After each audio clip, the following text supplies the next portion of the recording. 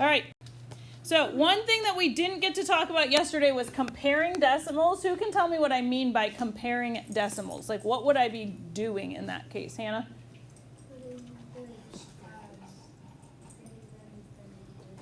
Yeah, so using those inequality symbols, greater than, less than, or equal to just compare which one's bigger, which one's smaller. You have spent time in previous school years comparing decimals, so we're not going to spend a ton of time on this. We're just going to do a quick review. Okay, but a couple of suggestions if this is something that sometimes is difficult for you. A lot of times, like in this first one, it can be difficult to compare when they don't go to the same place value. So the first thing, or the easiest thing to do, is make them go out to the same decimal place. So I can add 2 zeros on the end of this, and now I've got 2.500 and 2.500, and it's very easy to see. Those are the exact same. Okay. Down here for the second one, 0.085 and 0.84, again, one goes to the thousandths place, one goes to the hundredths place. So if I add a 0 at the end of the one that doesn't go as far, now I'm looking at 85 thousandths and 840 thousandths. Which one's larger? 840 thousandths. Some people, if you don't add that 0, they look at that quickly and they go, oh, 85 and 84. Well, 85 is bigger. It's not 85. They're not on the same playing field because one's thousandths and one's hundreds. So taking those to the same place value will help with that. Okay. What about 1.3 and 1.299? Again, if I add those zeros, yeah, the 300 is bigger than 299. The other strategy you could use here is the place values farther left, and you know this because of how numbers work. The farther left I go, the more value they hold. So if I start here, they both have a 1 in the ones place, so that's equal. But then I go to the tenths place, and I have a 3 versus a 2 in the tenths place. Since this is the largest place value where there's a difference in numbers, the bigger one is always going to be larger. So that's a way you could look at it too. Okay. Okay, what about this last one? 2.5 and 2.509. Duncan? I was going to say something about the last one. Oh, yep, go ahead. So I'm pretty sure you can't do this, but would you be able to remove both of the 9s, basically? So that would be, if you remove both of the 9s, that would be comparing the tenths place, which because they're different, that's okay. Okay, and you're looking for the bigger one because that's the farthest place to the left, yeah. Okay, what about this last one? Like in this one, I couldn't remove the 0 and the 9 because then they'd be the same, and these aren't the same number. Livia? Yep, this one is larger because if I add those zeros, it's essentially comparing 500 to 509, right? Okay, you're going to do just a real quick practice with that to make sure that you're feeling comfortable doing this independently on your homework tonight, and then we'll go over questions if you have them tomorrow, okay? All right, so quick review. This is kind of a recap or a summary of what we took our notes on yesterday. Remember, you've got those 6 kind of doors that tell you how to convert between fractions, decimals, and percents. You can use those, okay? But if you kind of just listen, I'll summarize for you. So again, if we're going between decimal and percent, so take fractions out of the mix and we're just comparing decimals and percent, those two are easy to convert between. Because to go from decimal to percent, I'm moving my decimal 2 places to the right. And to go from percent to decimal, I'm moving my decimal 2 places to the left. So between those two, it's just moving that decimal back and forth. It's when you throw fractions into the mix where things get a little bit more complicated. So if you can keep in mind that a fraction is an unsolved division problem, fractions you can always just divide in your calculator and that will give you your decimal. And then it's a matter of moving that decimal back and forth for the percent, right? Or if you've got the decimal and you need to turn it into a fraction, remember, if you use that place value language and say, okay, this is 809 thousandths, you can write that as a fraction, 809 over 1,000, and then simplify that down. Okay, so that's kind of just the gist or the recap of it. Okay, we're going to do notes today and tomorrow on finding fractional parts of numbers and percents of numbers. So when I say finding fractional parts of numbers, I mean we're looking at what is 2/5 of 85. When I say finding percents of numbers, what is 20% of 55? Okay, we're going to take notes on those and practice those 2 skills today and tomorrow. So Bless you. I'm going to pass out a foldable to you. This one is easy. It gets folded just in half like a book. Okay. Folding it so that the blank side is on the back, and this is what gets glued in. Okay. You shouldn't ever be putting glue on top of the words because then you can't read the words. I know. Crazy stuff here. So gluing the back, and then we'll take these notes.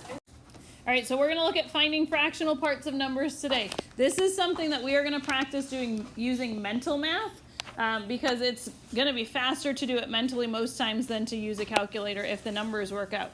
So when I say finding fractional parts of numbers, I mean, for example, find 1/5 of 35.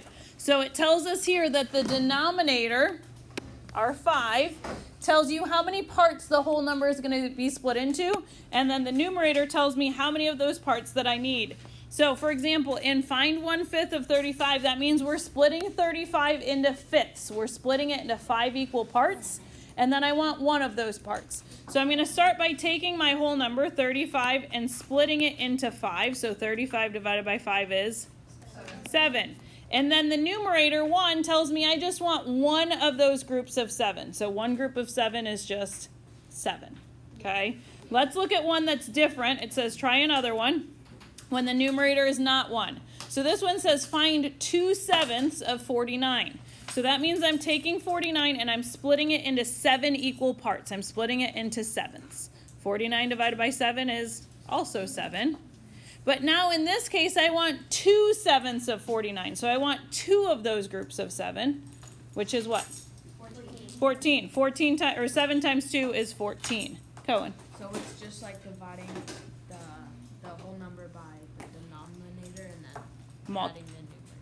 Multiplying it by what your numerator is. Exactly. Yep. So that's the process you're going to use mentally. Okay, so at the bottom of your notes page, it says try a few more. Let's fill these in together. So the first one says 1/3 of 36. So we're taking 36 and we're splitting it into 3 parts, which is 12. How many groups of 12 am I looking for? 1. So it's just 12. 4/5 of 80. I'm splitting 80 into how many equal parts? 5. I'm splitting it into fifths, which is? 4. The answer is 64. Olivia's got it. 16. 16, yeah, I knew that. 80 divided by 5 is 16. How many of those groups of 16 do I want?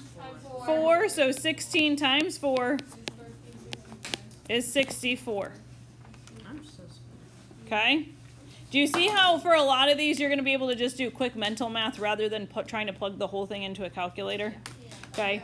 These next ones, these ones are not in your notes, so let's walk through these together and see how you do. 1/6 of 18. I'm splitting 18 into how many groups? 6. Which is 3, and I want one of those groups, so it's just 3. What about 1/3 of 20? Who knows 1/3 of 20? 4. No, it's 30. Turns out I read it wrong. Let's go 1/4 of 20. The one to the right of that. 1/4 of 20, Sam? 5. 20 split into 4 equal parts is 5. What about 1/3 of 60? 20. That was the one I was actually trying to read, but I gave you the answer instead. 60 divided by 3 is 20. What about 3/8 of 32?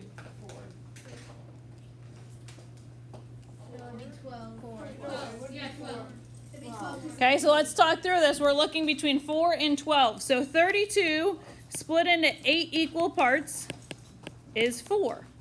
But how many of those parts do I want? I want 3 of those groups of 4. So I'm going to multiply by 3, and it is 12 for those of you that were saying 12. Okay. What about 1/6 of 120? 1/6 of 120. Leo? 20. So 120 split into 6 equal parts is 20. And last one, 2/3 of 18. 12. Good. So 18 divided by 3 is 6. I want 2 of those groups of 6, so that's going to give me 12. Good. So let's look at what this would look like in like a word problem type scenario, a real life scenario. Rose had 130 emails. She replied to 7/10 of them. How many did she reply to? So we could say she replied to 7/10 of 130, right? How would we solve that?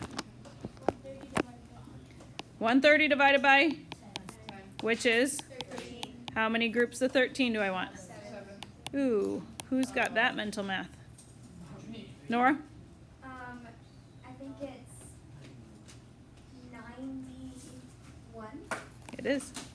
91. She replied to 91 emails. Last one. Justin Bieber had 50 fan letters from me. He replied to 4/5 of them to me. How many did he still have to reply to me? 10. If he replied to 4/5 of 50, that means he replied to 40 of them, right? Whoopsies. So that means he has 10 left. And once I get those 10 letters back, I will have my completed Justin Bieber scrapbook ready to cherish forever. Is Justin Bieber your like number one? Yeah. artist? Number one. Who's? Never mind. Number one. Who's your number two? There, when Justin Bieber exists, there is no number two. Yeah. Justin Bieber's all Who's you number need. one artist is Justin Bieber? Me. Well, Mine. only See? you. Thank you, Axel.